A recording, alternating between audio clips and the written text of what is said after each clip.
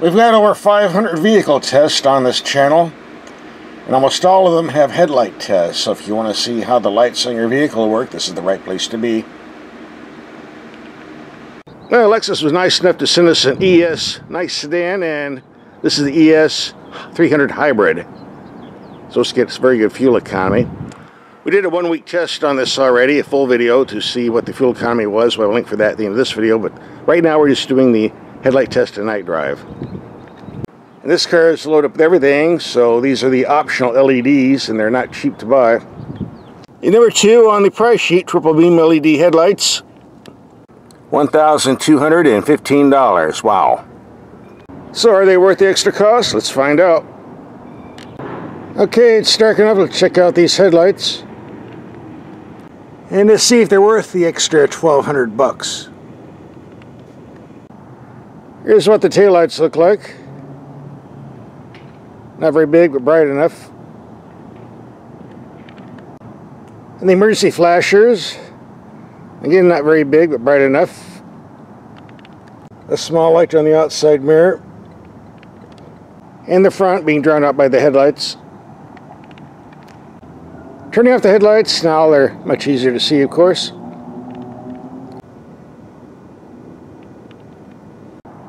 And the rear.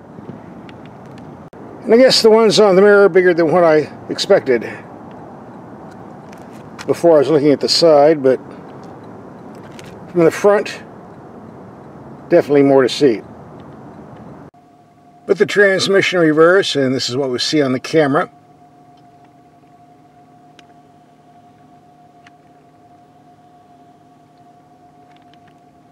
All the cabin switches and buttons light up pretty good. Inside door panel. And when you put the car in normal, sport, or eco mode,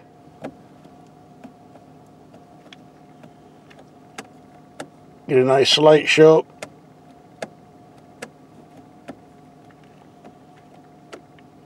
And we do have a heads-up display. There are kinds of controls on the steering wheel to rearrange this in various forms, but I cannot find a way to turn it off. I don't think there is. Well, there is, actually. Just stick something down the slot. There you go. Now it's gone forever. Now getting to the headlights.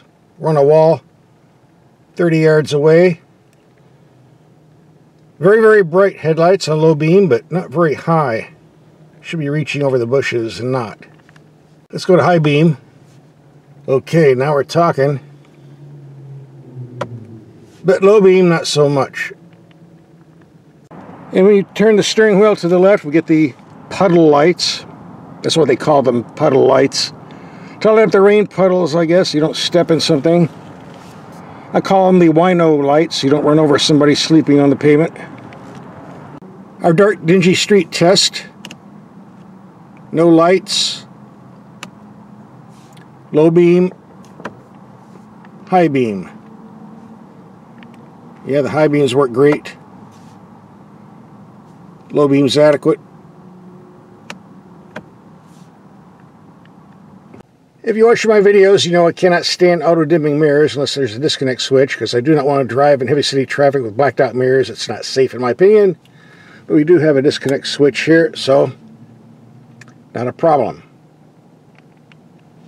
The one problem I do often find with high output LED headlights, though, on high beam there's always a ton of light to blind everybody in the neighborhood, but on low beam they figure, well, we don't want to blind somebody, so they cut off the lens so short that kind of defeats the purpose of having a high output headlight. The low beam right now is okay for city driving, but for anything else you really need to put it on the other setting and try not to blind people as they're coming on. By the way, this does have an automatic headlight setup where the little computer determines when the headlights should be on bright or not, and if you don't want to keep flicking on and off for high and low, just put it in automatic and let the car do the work. And the automatic headlight setting is on the steering wheel stalk. Press it, turn it on.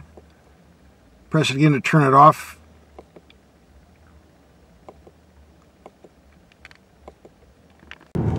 So let's get on the freeway. See how these lights perform.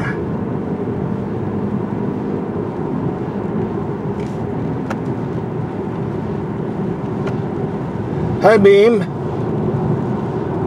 low beam. And the high beams are doing a great job of lighting up all those signs way down yonder.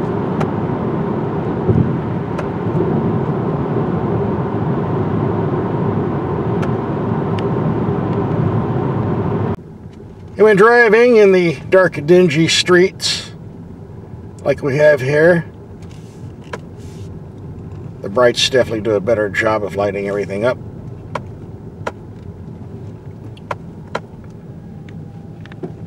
So how do these LED optional headlights compare to the standard headlights we get on the ES? I don't know, because I've never been issued an ES with the standard headlights. I always get the LEDs, so this is how they perform.